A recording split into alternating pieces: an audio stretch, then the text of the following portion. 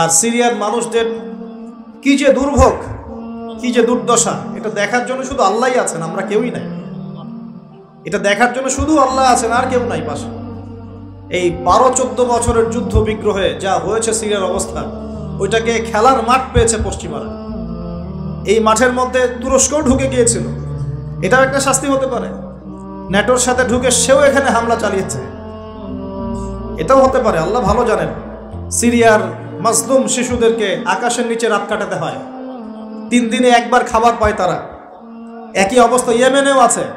ইয়েমেনে যে বলা হয় যে 5 থেকে 6 লক্ষ মানুষ মারা গেছে বিগত গৃহযুদ্ধে 2010 সাল থেকে, আর সেখানে যতজন মানুষ মারা গেছে তার মধ্যে 60% হচ্ছে বাচ্চা। তো এই বাচ্চাদের কি দোষ ছিল? তারা কি জানতো শিয়া কাকে বলে, সুন্নি কাকে বলে? তারা কি জানে দুনিয়া কি, আখেরাত কি? তারা কি জানে কোনটা হক কোনটা বাতিল? তারা তো জানে যে মায়ের বুকের দুধ খেতে হয়, দুধের বাচ্চাগুলো দুধ পায় না, মায়েরা দুধ দিতে পারে না, খাবার নাই, দুর্ভিক্ষ। এই সংকটের জন্য কে দায়ী? আল্লাহ না মানুষ? কে দায়ী? যাহারাল ফাসাদু ফিল বাররি ওয়াল বাহরি বিমা কাসাবাত আইদিন নাস। আল্লাহ পাক বলছেন জলে স্থলে যে বিপর্যয়গুলো ছড়িয়ে পড়েছে এগুলো মানুষের হাতের কামাই। কার হাতের কামাই? মানুষের হাতের কামাই। একই অবস্থা ইরাকেও ছিল, মনে আছে? সাদ্দাম হোসেনের কাছে পারমাণবিক অস্ত্র আছে বলে কত নাকি করা হলো, করে লক্ষ লক্ষ মানুষকে মেরে ফেলা হলো। পরে বললো আমরা সরি, আসলে সেখানে কোনো অস্ত্র ছিল না, we are sorry for that. তারা বলে দিল আমরা এর জন্য সরি, ব্যাস লক্ষ লক্ষ মানুষের রক্তের ঋণ শোধ হয়ে গেল। আবু গারিব নামে একটা কারাগার ছিল, এখনো আছে। ওই কারাগারের মধ্যে মুসলিমদেরকে ঢুকিয়ে যে নির্মম নির্যাতন করা হতো আপনারা জানেন না। পাকিস্তানের একজন ডক্টর মহিলা, ওই যে উনি নিউরো মেডিসিন ডক্টর আফিয়া, উনাকে মনে হয় 10 থেকে 12 বছর ধরে ওখানে নির্যাতন করা হয়েছে। আপনার বোনকে যদি একবার কেউ খারাপ নজরে তাকায় আপনার কেমন মনে হয়?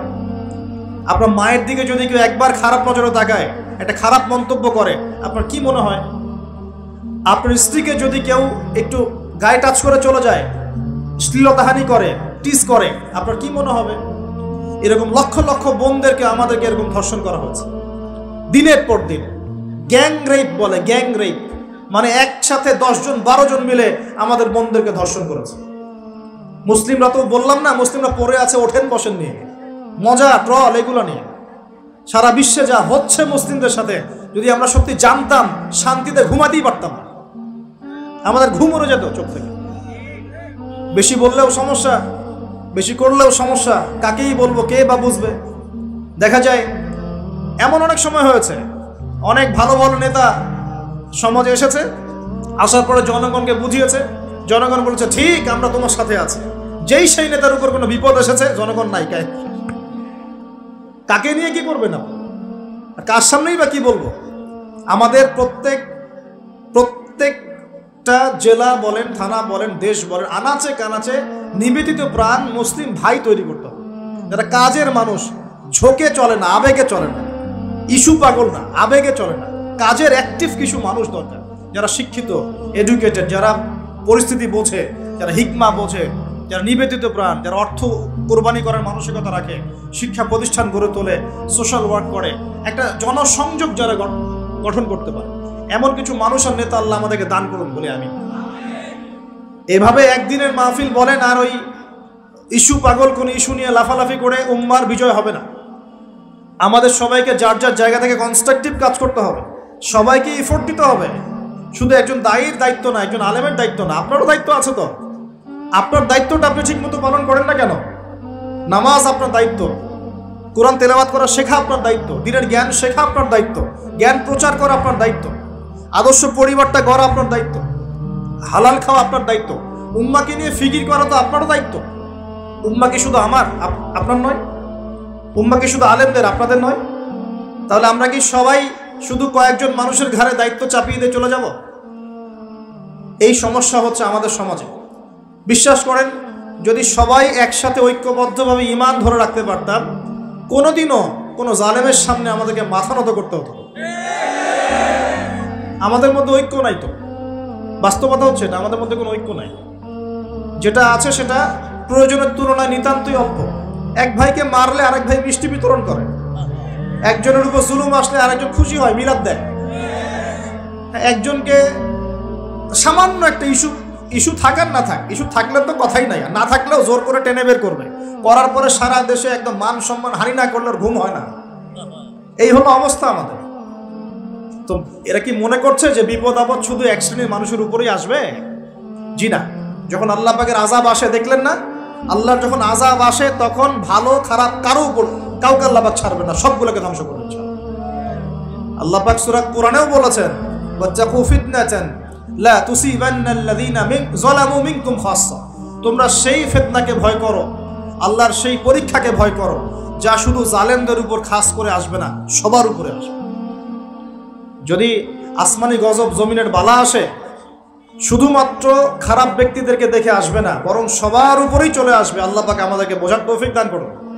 নবী সাল্লাল্লাহু আলাইহি ওয়াসাল্লাম একদিন ঘুম থেকে উঠে বলছেন, লা ইলাহা ইল্লাল্লাহ লা ইলাহা ইল্লাল্লাহ ওয়াইলুল লিল আরাব মিন শাররি ক্বাদ ইখতারাব। তখন যায়েনাব বিনতে জাহাশ রাদিয়াল্লাহু আনহা বলছেন, ইয়া রাসূলুল্লাহ আনুহলিকু ওয়া ফিনা সালিহুন, আমাদের মধ্যে সৎ মানুষ থাকা সত্ত্বেও কি আমরা ধ্বংস হয়ে যাব? তখন নবীজি বলছেন, নাম, অবশ্যই ধ্বংস হবে।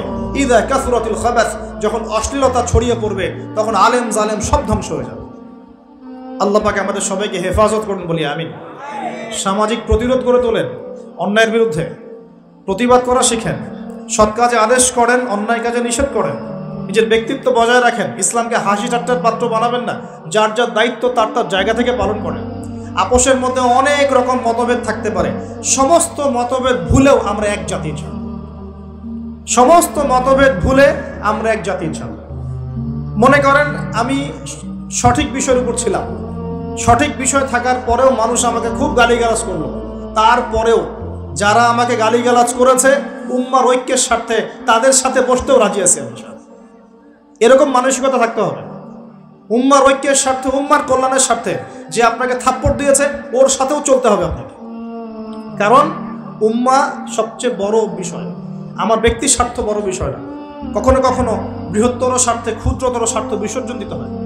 প্রিয় ভাইরা, এটা দাজ্জালীয় একটা সভ্যতার যুগ চলছে এখন, এই ফিতনাগুলো সব ঘরে ঘরে। এখন এখান থেকে যুবক ভাইদেরকে একটু বুঝাই, প্লিজ আমার দিকে দেখেন।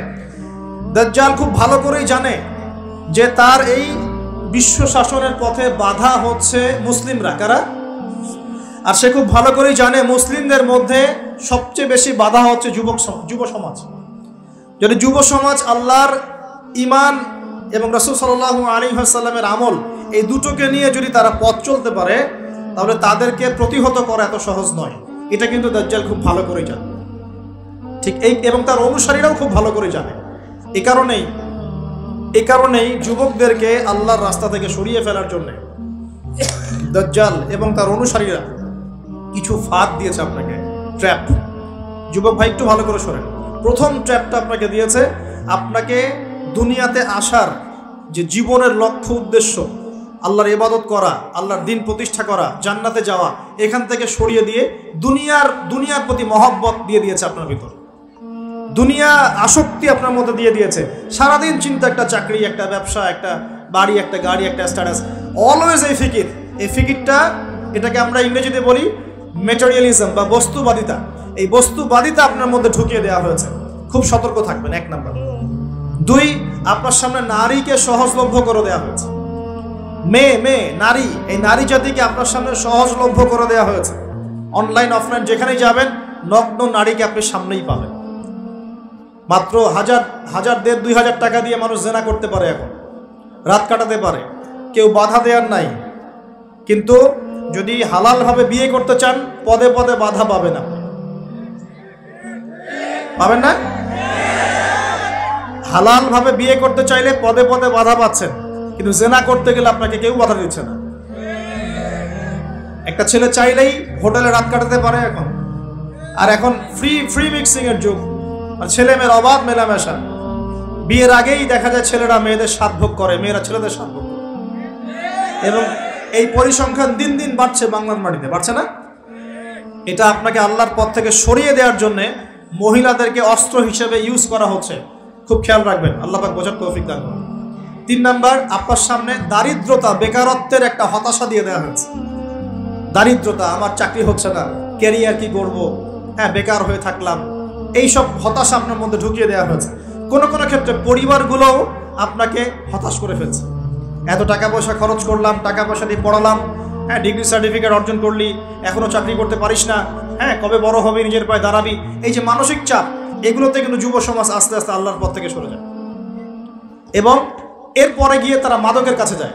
হতাশা, গার্লফ্রেন্ডের সাথে খারাপ সম্পর্ক, ফ্রি মিক্সিং অ্যাফেয়ার্স, জেনা, হ্যাঁ, মিউজিক, তারপরে পর্নোগ্রাফি, এগুলোতে আসক্ত হয়। এক পর্যায়ে গিয়ে মাদকের কাছে শান্তি খোঁজে।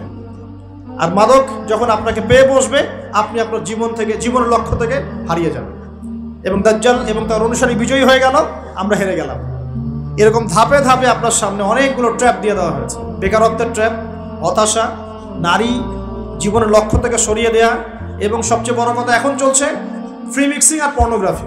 এগুলো দিয়ে আপনার ভিতরে নূর, ইমানের নূর আর তেজটাকে তারা নষ্ট করে দিয়েছে। এখন এটাকে রিগেইন করতে হলে কি করতে হবে প্রিয় ভাই? প্রথম কাজ হচ্ছে দুনিয়াকে তুচ্ছ মনে করার মানসিকতা তৈরি করতে হবে। দুনিয়া ক্ষণস্থায়ী, তুচ্ছ, আমি এখানে থাকতে আসি নাই চিরদিন, এখানে আমার কিছু দায়িত্ব আছে। ওয়ামা খালাকতুল জিন্না ওয়াল ইনসা ইল্লা লিয়াবুদুন, এটা আমার দায়িত্ব। আর একটা দায়িত্ব হচ্ছে হুয়াল্লাযী আরসালা রাসূলাহু বিল হুদা ওয়া দীনিল হক লিইয়ুযহিরাহু আলা দ্বীনি কুল্লি, এটা আমার দায়িত্ব। আমার দায়িত্ব আল্লাহর ইবাদত করা, আল্লাহর জমিনে আল্লাহর দ্বীনটাকে প্রতিষ্ঠা করা। এই দায়িত্ব পালন করতে গেলে আমাকে প্রথমে জ্ঞান অর্জন করতে হবে। অতএব যুবক ভাইদের প্রথম কাজ হচ্ছে দ্বীনের জ্ঞান অর্জন করা। কি করা ভাই? দ্বীনের জ্ঞান অর্জন করা।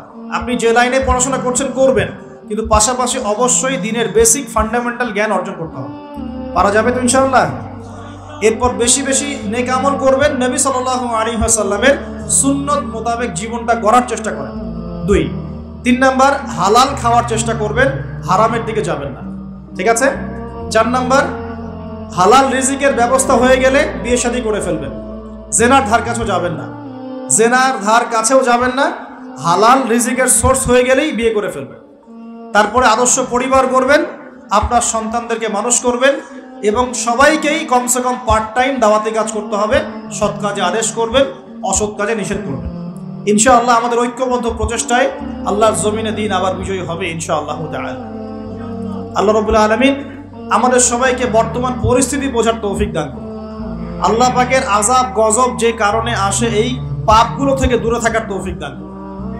আল্লাহ রাব্বুল আলামিন মুসলিমদের মধ্যে ঐক্য আনার তৌফিক আমাদেরকে দান করুন এবং বেশি বেশি নেক আমল করার তৌফিক দান করুন। আমরা চেষ্টা করব বেশি বেশি দাওয়াতি কাজ করার জন্য এবং আল্লাহ পাকের জমিনে দ্বীনের প্রচার প্রসার ঘটানোর জন্য। আল্লাহ রাব্বুল আলামিন আমাদের সবাইকে দ্বীনের জন্য কবুল করুন, সমকালীন বিষয়গুলো সম্পর্কে সচেতন থাকার তৌফিক দান করুন এবং আমরা যারা এখন পর্যন্ত গাফেলতির জীবনযাপন করছি তাদের সবার প্রতি আমার নসিহত হবে, প্রিয় ভাই, দুনিয়ার জীবনটা ক্ষণস্থায়ী। এই জীবনে যদি আমি ভোগবিলাসে মত্ত হয়ে যাই, তাহলে পরকালে আল্লাহ রাব্বুল আলামিন আমাকে ছাড়বেন না।